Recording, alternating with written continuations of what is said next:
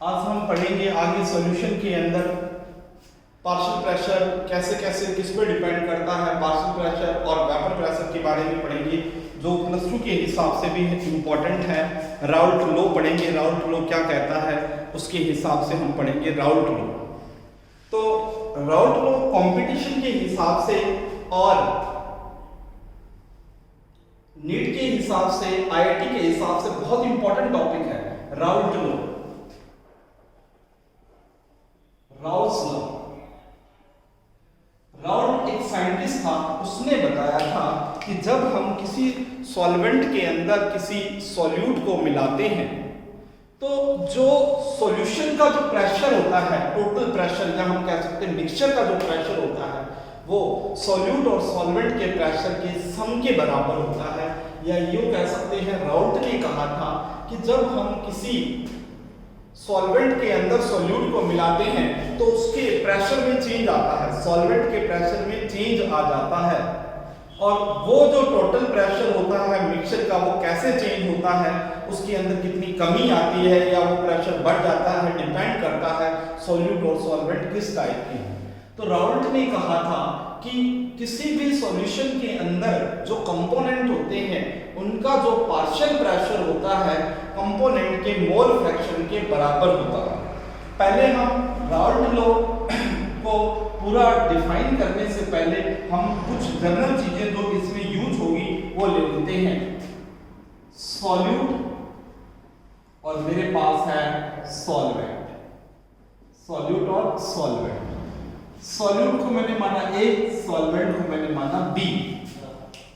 Solute को A मान रहे हैं, सॉल्वेंट को हम B मान रहे हैं।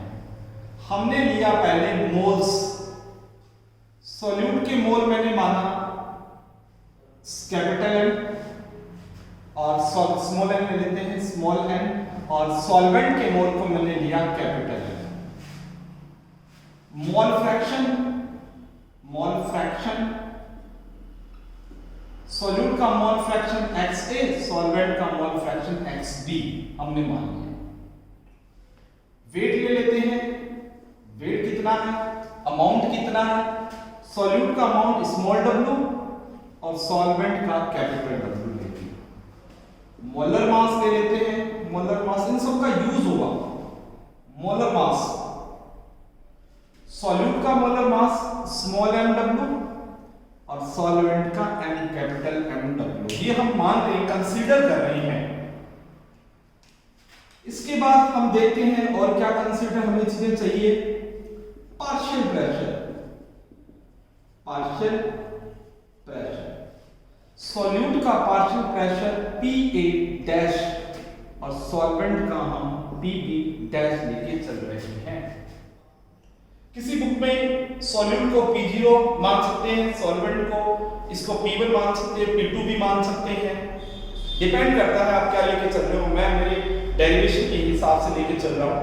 पार्शियल प्रेशर सॉल्यूट का PA, सॉल्वेंट का PB dash, PA dash PB dash.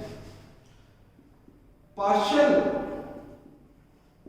Pressure in pure form, pure form, अगर ये प्योर फॉर्म में है सॉल्यूट और सॉल्वेंट, इसमें हमने सॉल्यूशन नहीं बनाया तो इसका पार्शियल प्रेशर PA नॉट, इसका PB। प्योर फॉर्म में प्रेशर कितना है सॉल्यूट और सॉल्वेंट का PA नॉट और PB नॉट। हमें राउल्ट जो लॉ है इसको पूरा एक्सप्लेन करने के लिए इन चीजों की, इन छोटे छोटे कंसेप्ट की जरूरत पड़ेगी। दोबारा बता देता हूं, जब भी हम कोई सॉल्यूशन बनाते हैं तो सॉल्वेंट के अंदर सॉल्यूट को मिलाते हैं। सॉल्यूट लिया हमने A, सॉल्वेंट लिया B। मोल्स लिए, सॉल्यूट के मोल स्मॉल n, सॉल्वेंट के mole capital N। Mole fraction, solute का मोल फ्रैक्शन हमने लिया XA, सॉल्वेंट का लिया XB। अमाउंट या वेट, सॉल्यूट का स्मॉल w और सॉल्वेंट का capital W। Molar mass, solute का मोलर मास मान लिया स्मॉल mw और सॉल्वेंट का capital M। Partial pressure solute का PA डैश, सॉल्वेंट का PB dash. Partial pressure in pure form में PA नॉट और PB नॉट, ये चीजें हमें पता होना चाहिए, तभी हम राउल्ट लॉ को पूरी तरह से एक्सप्लेन कर पाएंगे, एक्सप्लेन कर सकते हैं। आगे चलते हैं हम। राउल्ट कहता है according to Raoult's law, partial pressure of the component of the solution directly proportional to the mole fraction of the component. Raoult कहता है according to the Raoult law या राउल्ट थ्योरी के according partial pressure of the component of the solution directly proportional to the mole fraction of the component. किसी भी solution के अंदर जो component है उनका पार्शियल प्रेशर जो होता है उनके मोल फ्रैक्शन के डायरेक्टली प्रोपोर्शनल होता है। ये बात राउल्ट कहता है। अगर हमने एक सॉल्यूशन बनाया है, सॉल्यूट और सॉल्वेंट को मिलाया है, तो उस सॉल्यूशन के अंदर सॉल्यूट का पार्शियल प्रेशर और सॉल्वेंट का पार्शियल प्रेशर जो होता है वो उसका पार्शियल प्रेशर जो होता है उनके मोल फ्रैक्शन पर डिपेंड करता है। मोल फ्रैक्शन के डायरेक्टली प्रोपोर्शनल होता है मोल फ्रैक्शन के। जैसे partial pressure of solvent directly proportional to mole fraction of solvent के mole fraction के directly proportional। partial pressure of solvent का partial pressure किस पर डिपेंड करेगा? mole fraction of solvent। हमने solvent को लिया था Pb dash partial pressure solvent का directly proportional to mole fraction solvent का कितना लिया? xb। प्रोपोर्शन साइन हटाएंगे Pb dash equal to Pb not xb। ये आया, हमने इसको इक्वेशन दिया फर्स्ट इक्वेशन। दूसरा हम लिखते हैं partial pressure of solute directly proportional to mole fraction of solute के मोल फ्रैक्शन के directly proportional. Partial pressure of solute का partial pressure Pa dash mole fraction directly proportional to Xa। Proportion sign हटाएंगे Pa dash equal to Pa not Xa। इसको नाम दे देता हूं मैं second equation. तो राउल्ट कहता है किसी भी सॉल्यूशन के अंदर जो कंपोनेंट होती हैं सॉल्यूट और सॉल्वेंट उनका जो पार्शियल प्रेशर होता है उनके मोल फ्रैक्शन के डायरेक्टली प्रोपोर्शनल होता है। सॉल्वेंट का partial pressure Pb dash mole fraction xb। Proportion से हटाएंगे Pb नोट आ गया और यहां पर आएगा Pa नोट आ गया। तो इस प्रकार से हम बता सकते हैं जहां पर हमें पता है Pa नोट और Pb नोट क्या है। Pb नोट में लिख देता हूं Pb नोट है partial pressure of solvent in pure form जब हमने नहीं बनाया सॉल्वेंट का पार्शियल प्रेशर और Pa dash partial pressure of solute in pure form के अंदर सॉल्यूट का पार्शियल दोनों का प्योर फॉर्म में पार्शियल प्रेशर आ गया। तो इन दोनों इक्वेशन हमारे सामने आती है। फिर राउल्ट कहता है जो सॉल्यूशन का नेट प्रेशर होता है, किसी भी सॉल्यूशन का जो नेट प्रेशर होता है वो जो सॉल्यूशन के अंदर कंपोनेंट होते हैं उनके पार्शियल जो mixture pressure of the mixture और सॉल्यूशन सॉल्यूट सॉल्वेंट को मिला के हमने सॉल्यूशन बना लिया तो उसका जो प्रेशर होगा वो होगा Pm Pa dash plus Pb dash solvent का सॉल्यूट का पार्शियल प्रेशर प्लस सॉल्वेंट के पार्शियल प्रेशर के सम के बराबर होता है। तो हमने क्या कर दिया, दोनों इक्वेशन से वैल्यू पुट कर दी पी ए डैश और पी बी डैश। हमें पता है,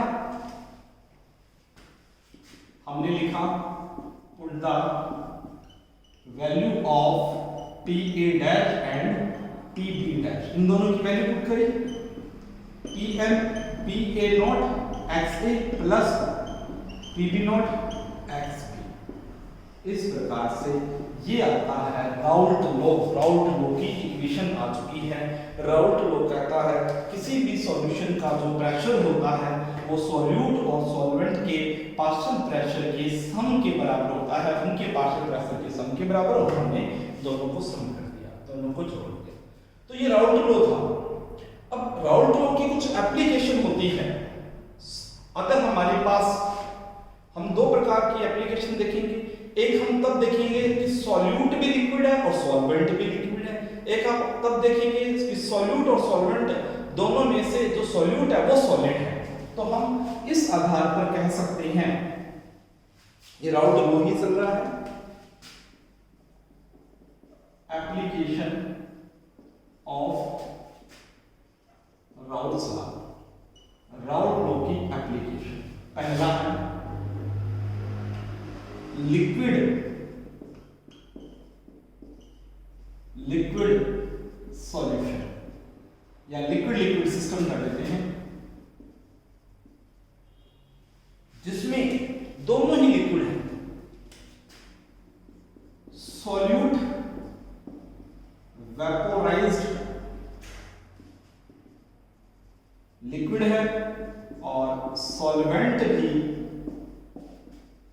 वेपोराइज्ड लिक्विड है। दोनों ही लिक्विड है, दोनों ही लिक्विड है।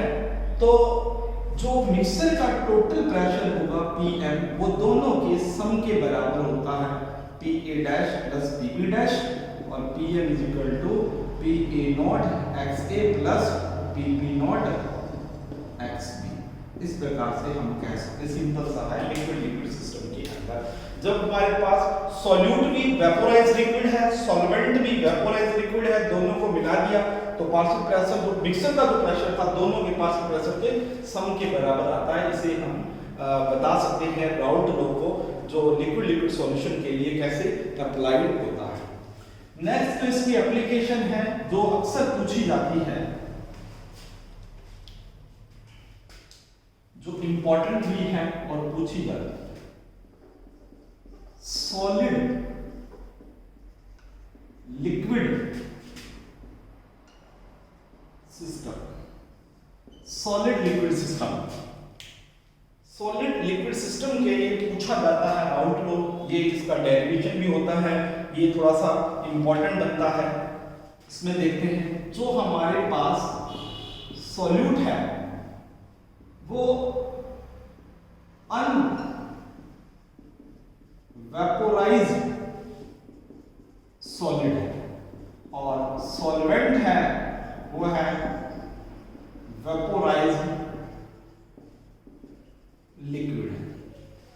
सॉल्यूट अनवेपोराइज्ड सॉलिड है, वेपर में कन्वर्ट नहीं होगा, और जो सॉल्वेंट होता है वो वेपोराइज्ड लिक्विड है।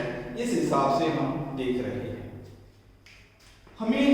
हमने देखा Pm equal to Pa dash plus Pb dash, Pm equal to Pa dash की जगह Pa नॉट XA और Pb की जगह Pb नॉट XB। जैसा हमें पता है, हमने इसको आगे चलते हैं, इक्वेशन थर्ड, ये इसको नाम देता हूं, इक्वेशन फोर्थ दे देता हूं। हम कह रहे हैं कि जो सॉल्यूट है वो अनवेपोराइज्ड सॉलिड है, अनवेपोराइज्ड, वेपर में कन्वर्ट नहीं हो रहा है। तो प्योर फॉर्म में उसका जो पार्शियल प्रेशर होगा वो क्या हो जाएगा, जीरो। प्योर फॉर्म में Pm is equal to zero, अगर हम Pa डैश की जगह zero multiply XA, zero multiply XA plus Pb not XB, तो ये आता है हमारे पास Pm Pb नॉट XB के बराबर आता है। इसका नाम देते हैं इक्वेशन 3। ऐसा क्यों किया हमने? क्योंकि जो हमारे पास सॉल्यूट है वो अनवेपोराइज्ड सॉलिड है, वेपर में कन्वर्ट नहीं हो पा रहा, तो इसलिए हमने PA0 की जगह हमने रखा 0। PA0 0 हुआ तो ये आया PM PB0 XB के बराबर आ चुका है। आगे चलते हैं, हम देखते हैं इसको आगे डेराइव करते हैं। हमारे पास आया PM PB0 XB, इक्वेशन का नाम हमने दिया 5th। और हमें पता है, हम मान के चलते हैं PM सॉल्यूशन का प्रेशर है तो इसको हम PS लिख सकते हैं, और PB0 सॉल्वेंट का पार्शियल प्रेशर प्योर फॉर्म में प्रेशर है, इसको हम P0 लेते हैं। तो हमारे पास आएगा PS P0 XB, और XB मोल फ्रैक्शन है सॉल्वेंट का, और ये होता है कैपिटल N बटा B small n plus capital N। Put कर दिया वैल्यू PS कैपिटल N बटा B small n plus capital N into P0। ये एक फॉर्मूला आता है, कई बार इस पर न्यूमेरिकल पूछे जाते हैं, न्यूमेरिकल पूछ लेते हैं इसको। अब वापस हम चलते हैं, इसको वापस लेके चलते हैं, यहां से दोबारा लेके चलते हैं। हमें पता है कि XB XA plus XB is equal to होता है 1, और XB mole fraction of solute और सॉल्वेंट हमेशा 1 के बराबर होता है, तो मैं यहां XB निकालूंगा 1 माइनस XA। XB की वैल्यू मैं इसमें पुट कर देता हूं, PS is equal to P0, XB की जगह रख सकता हूं 1 माइनस XA, तो यहां से आता है PS is equal to P0 minus P0 XA, P0 XA, P0 XA आता है यहां से। P0 XA को इधर ले गया मैं, P0 XA को इधर लाया, P0 XA इधर आ चुका है, इसको इधर लाया, P0 minus PS, P0 minus PS, इस PS को उठेंगे। आगे XA P0 minus PS upon P0 एक फॉर्मूला बन गया, important formula, P0 minus PS upon P0। दोबारा लिख दो इसको, P0 minus PS upon P0 is equal to XA। Exam के हिसाब से बहुत ही इंपॉर्टेंट फॉर्मूला बनता है, एग्जाम में पूछा जाता है और कंपटीशन में भी पूछते हैं। ये P0 माइनस, आगे बढ़ेंगे हम कोलिगेटिव प्रॉपर्टी में, P0 minus PS lowering in vapour pressure का कम होना, कितने वेपर प्रेशर में चेंज आया इसको हम डेल्टा P लिख सकते हैं। और P0 जो होता है वो होता है सॉल्वेंट का प्योर फॉर्म के अंदर पार्शियल प्रेशर होता है, तो इसको हम पूरे को relative lowering in vapour pressure कहते हैं, जो हम कोलिगेटिव प्रॉपर्टी के अंदर पढ़ेंगे। अभी तो हम सिर्फ राउल्ट की एप्लीकेशन के हिसाब से कुछ फॉर्मूले बना रहे हैं, उसको हम आगे डिस्क्राइब करेंगे। तो आगे देखिए, हम इसी फॉर्मूले को आगे एक्सप्लेन करें। P0 minus PS upon P0, इसको नाम दे देता हूं मैं 6th फॉर्मूला, इसको 7th फॉर्मूला, क्योंकि इंपॉर्टेंट है सभी, नाम दे दिए मैंने। P0 minus PS upon P0 is equal to XA small n upon small n plus capital. XA किसके बराबर है? XA मोल फ्रैक्शन होता है सोल्यूट का मोल फ्रैक्शन जो होता है स्मॉल n बटा b small n plus capital N के बराबर होता है। अब मैं इस इक्वेशन को रेसिप्रोकल अगर करता हूं, इक्वेशन को P0 minus PS reciprocal of the given equation, इस इक्वेशन को अगर मैं रेसिप्रोकल करता हूं, P0 upon P0 minus PS is equal to small n plus capital N बटा b स्मॉल n। इसको हम डिवाइड करें, P0 बटा b P0 माइनस PS यहां से आया ये 1 प्लस कैपिटल एन बटा में स्मॉल एन, यही आया। इस यहाँ इसमें डिवाइड करूंगा तो 1 आ गया, इसमें डिवाइड हुआ तो ये आया। एक को इधर लेकर आया, पी नोट बटा में P naught minus P S minus 1 is equal to capital N बटा स्मॉल। एलसीएम ले लिया, P naught minus P S, तो यहां आया P naught minus P naught plus P S is equal to capital N बटा small. यहां से cut गया, पी नोट से पी नोट कैंसिल हुआ, पी नोट से पी नोट कैंसिल हो चुका है, पी नोट से ये अलग पड़ा है, पी नोट से पी नोट कैंसिल हुआ, तो इधर क्या बच गया पी एस, नीचे क्या बच गया P naught minus P S is equal to P naught minus P S is equal to capital N upon small N. किया, इसको फिर मैं रेसिप्रोकल कर रहा हूं, रेसिप्रोकल कर रहा हूं, तो P naught minus P S बटा में P S is equal to small N बटा में कैपिटल एन। ये भी एग्जाम के पॉइंट ऑफ व्यू से इंपॉर्टेंट रिलेशन है, इंपॉर्टेंट रिलेशन एग्जाम में पूछ लेते हैं। दोबारा चलते हैं हम इक्वेशन के ऊपर, P A naught X A equal to P naught minus P S, X A लिया, ये नीचे चला गया, P naught minus P S upon P naught, P naught minus P S upon P naught X A के बराबर होता है। X A क्या है, यहाँ मोल फ्रैक्शन है सॉल्यूट का, small N upon small N plus capital N, तो यहाँ वैल्यू रख दी हमने, रेसिप्रोकल कर दिया इक्वेशंस को। ये स्टैंडर्ड फार्मूला आया था, इसको हमने रेसिप्रोकल कर दिया। जैसे हमने इसको रेसिप्रोकल किया, इसको भी अलग से इंडिकेट कर लेते हैं, P naught upon P naught minus P S, और ये भी रेसिप्रोकल कर दिया पूरी इक्वेशन को। यहाँ P naught minus P S और 1 plus capital N upon small N, ये 1 इधर आ गया, माइनस में हो गया, यहाँ पर आके नेगेटिव हो गया ये, और यहाँ से हमने P naught minus P S लेकर, तो P naught minus P S से पी नोट कट गया और N upon capital N, capital N upon small N बचा है। फिर वापस हमने देखा यहाँ बचा पी एस और नीचे बचा P naught minus P S capital N upon small N, इसको फिर रेसिप्रोकल किया, तो ये स्टैंडर्ड फार्मूला आता है जो कि नीट और कंपटीशन में आईआईटी वगैरह में इसके न्यूमेरिकल बनते हैं। तो ये राउल्ट की कंसेप्ट थे, राउल्ट की थ्योरी थी, दोनों एप्लीकेशन थी, लिक्विड लिक्विड के लिए और सॉलिड लिक्विड सॉल्यूशन के लिए। आगे हम चलेंगे कॉलिगेटिव प्रॉपर्टी के अंदर लॉवरिंग इन वेपर प्रेशर पढ़ेंगे, उसमें दोबारा इसी का यूज होगा, दोबारा हम कॉलिगेटिव प्रॉपर्टी के अंदर